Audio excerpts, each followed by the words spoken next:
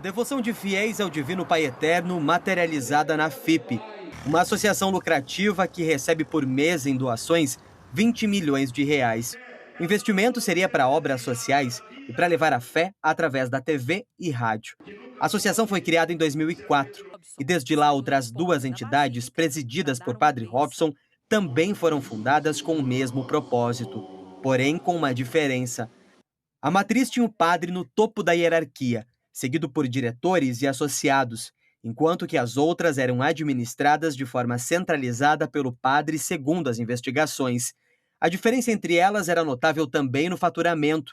Enquanto que a primeira FIP movimentou entre 2010 e 2018 cerca de 75 milhões de reais, as outras duas juntas no mesmo período viram circular quase 2 bilhões de reais.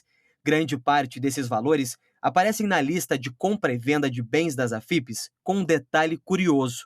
Os promotores perceberam que, em muitos casos, a AFIP saía no prejuízo, como na fazenda de R$ 1.350.000 dada pela associação como pagamento, e 6 meses depois hipotecada por 7 milhões.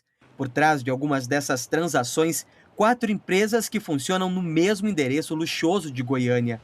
E detalhe, 3 delas com o mesmo contador das AFIPs.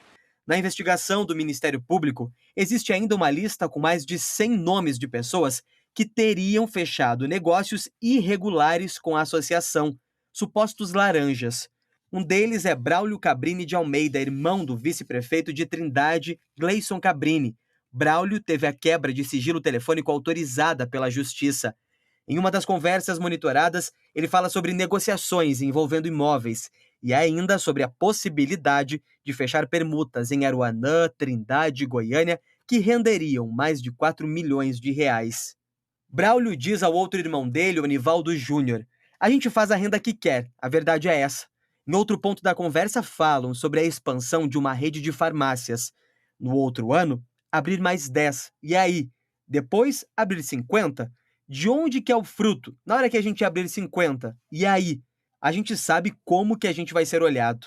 Na conversa, os dois temem ter que explicar o crescimento exponencial das empresas. Braulio fala: "Eu tô perdendo sono, tô agoniado. Ter que ir para juiz, ter que fiscalizar uma empresa nossa, chegar dentro de uma empresa nossa, fiscalizar, porque acha que o trem cresceu de forma errada, é complicado." A política também entra na conversa dos dois. Onivaldo Júnior diz: "Rapaz, eu acho que ele tinha que trocar esse negócio aí por projeto futuro, sabe?" Mas Braulio responde: "Cara, não é muito longe não, é virar deputado. E na próxima, daqui 2 anos, deputado estadual." O irmão de Braulio e Onivaldo Júnior, o vice-prefeito Gleison Cabrini, também está na lista de possíveis laranjas identificados pelos promotores. Em abril de 2014, ele recebeu um cheque da associação no valor de R$ 287 mil. Movimentações que levantaram alerta do MP. A forma como essas transações foram feitas, os saques em espécie, a aquisição de patrimônio em nome de terceiros, a intensidade muito grande dessas movimentações, aquisições e vendas de imóveis, gera uma situação incomum que, no mínimo, demanda explicações por parte dos dirigentes e que também motivou a operação do Ministério Público. Além das pessoas supostamente envolvidas, o Ministério Público está de olho também em empresas de vários setores que fizeram transações com a Associação Filhos do Pai Eterno com valores superiores a R$ 100 mil. No relatório dos promotores, aparecem cerca de 400 nomes. E uma empresa em específico recebeu, por exemplo, quase 200 milhões de reais.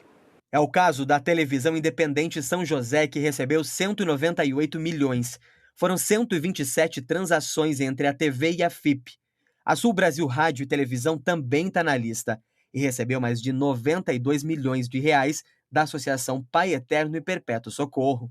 Rádios que não tem nada a ver com, provavelmente não tem nada a ver com vinculação de programação religiosa. Então, assim, está bem distante, né, da finalidade. O principal objeto da investigação é justamente a falta de transparência na gestão desses valores, dessas operações em si. A empresa Sul Brasil Rádio e Televisão disse em nota que a rede de televisão foi vendida para a FIP e, por isso, transferiu valores para a associação. Disse ainda que, como forma de pagamento, também houve a transferência de imóveis. A defesa de Gleidson Cabrini, Braulio Cabrini de Almeida e Júlia Mariano de Carvalho disse que os valores citados como recebidos na reportagem se referem à venda de uma área em Trindade e que tudo foi feito de forma legal e contabilizada. A televisão independente São José não se manifestou sobre esse assunto.